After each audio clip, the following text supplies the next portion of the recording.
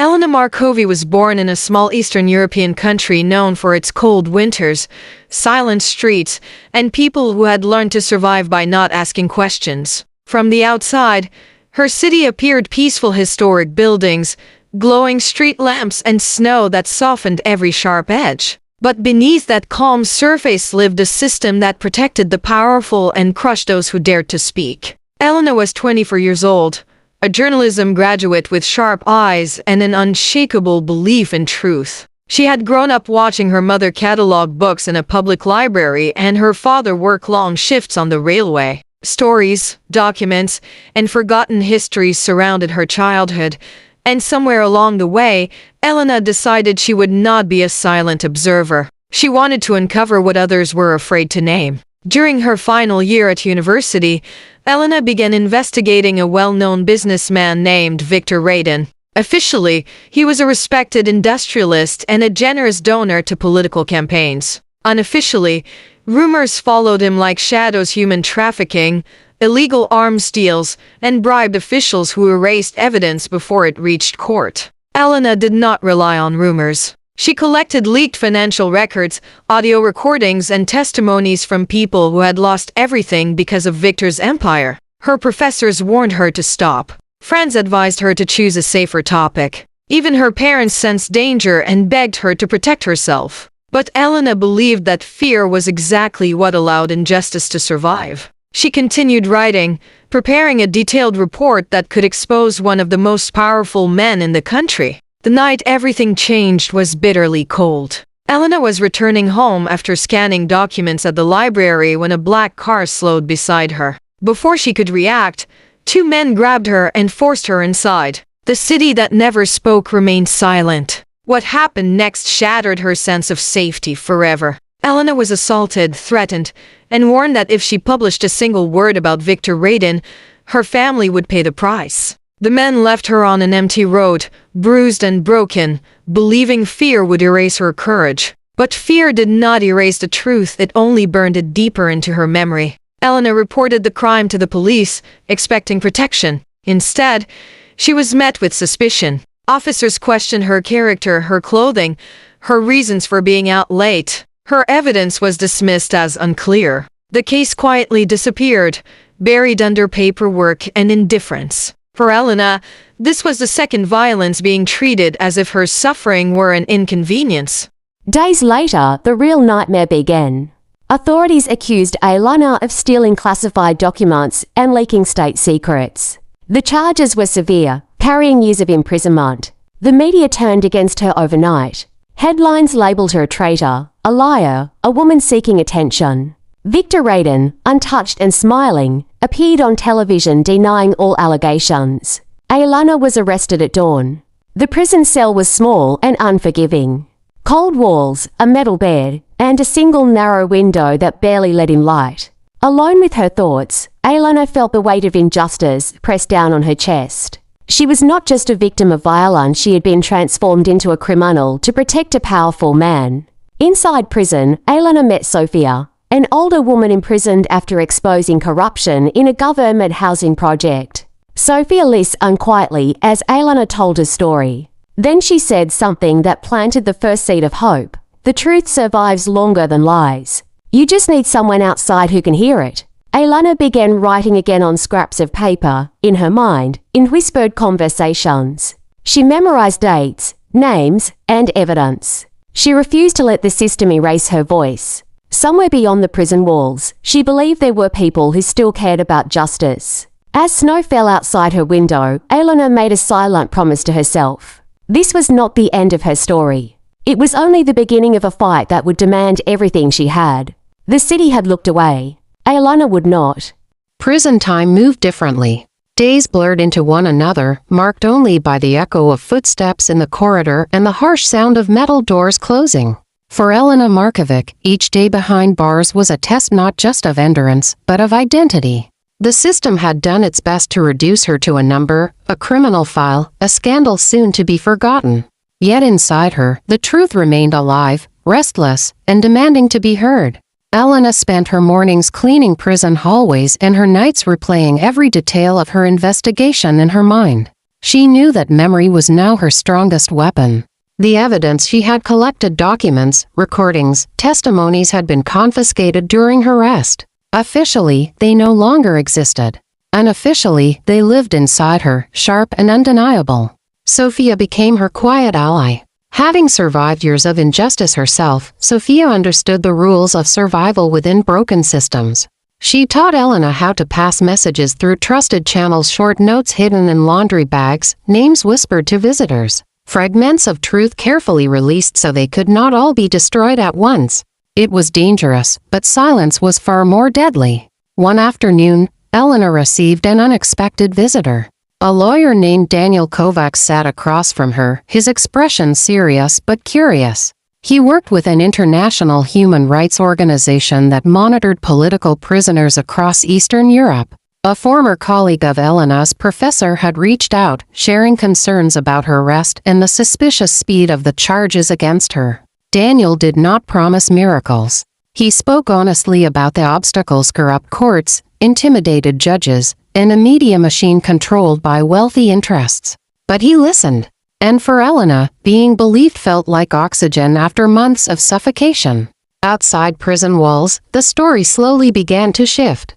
An independent journalist based in Germany published an anonymous article titled "When the Victim Becomes the Criminal." It described a young female journalist assaulted after investigating a powerful businessman, then imprisoned on fabricated charges. Names were withheld, but the details were unmistakable. Human rights groups shared the article. Questions reached foreign embassies.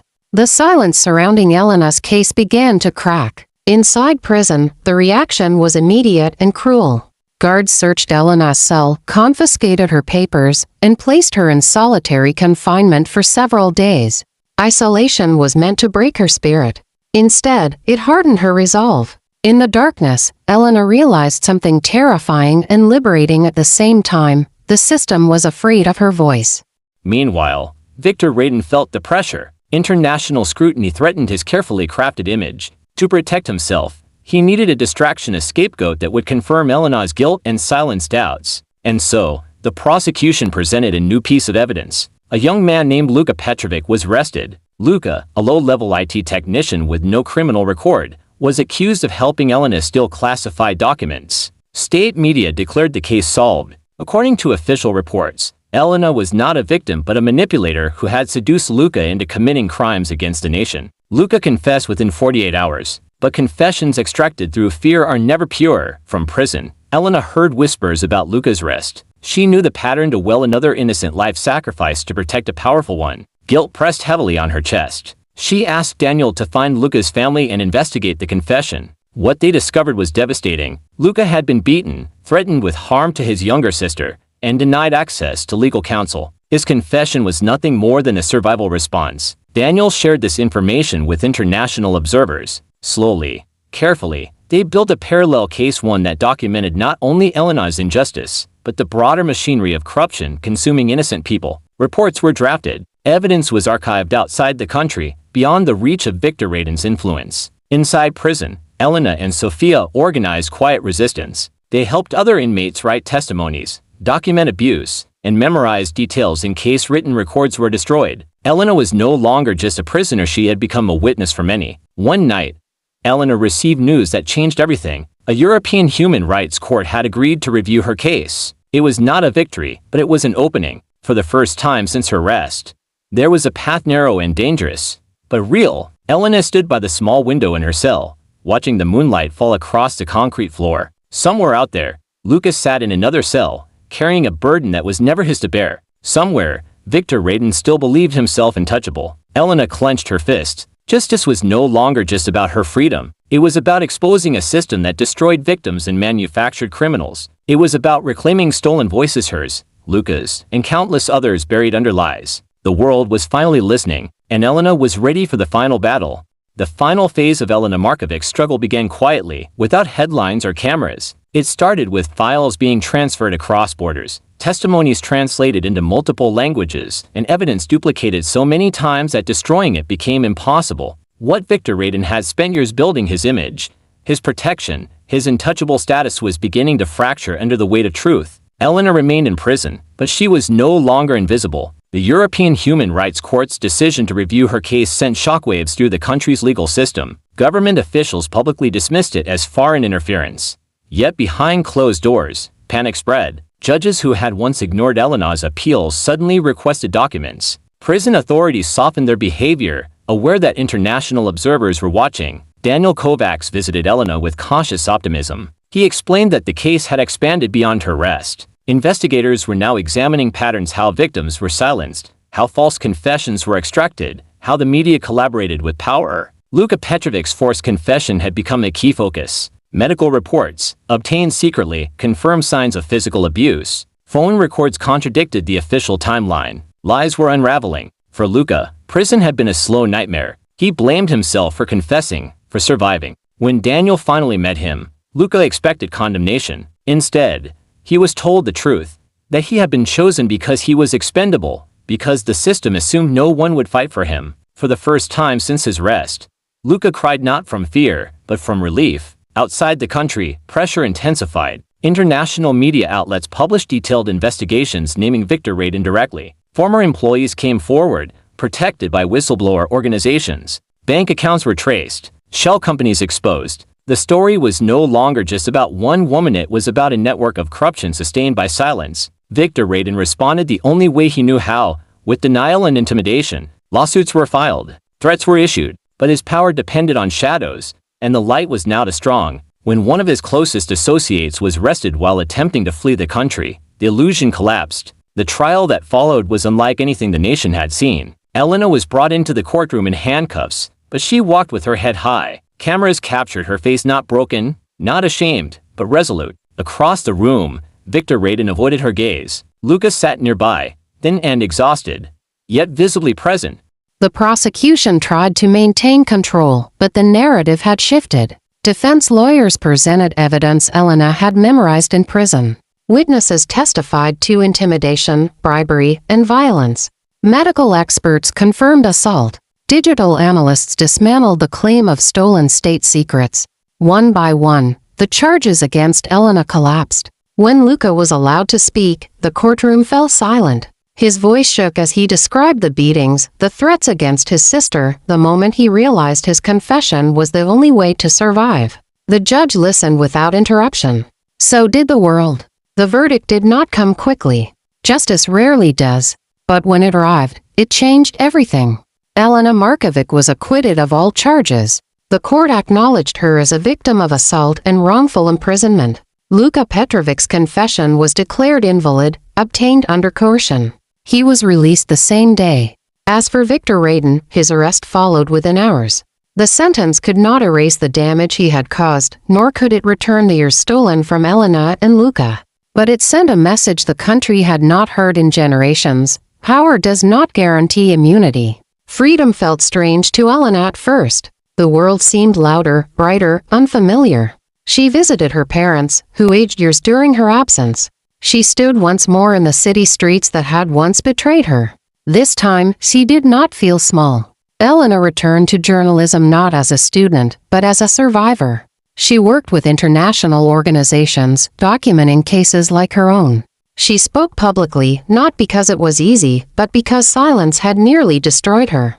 Luka chose a quieter path. He left the country, rebuilding his life slowly, carefully. Before he left, he thanked Elena not for saving him, but for refusing to forget him. Years later, Elena stood before a room filled with young journalists. She told them one thing above all: truth does not protect you. Courage does not guarantee safety. But without them, injustice wins without resistance. The city that once looked away now remembered her name. Not as a criminal, not as a victim, but as a woman who refused to let the truth die.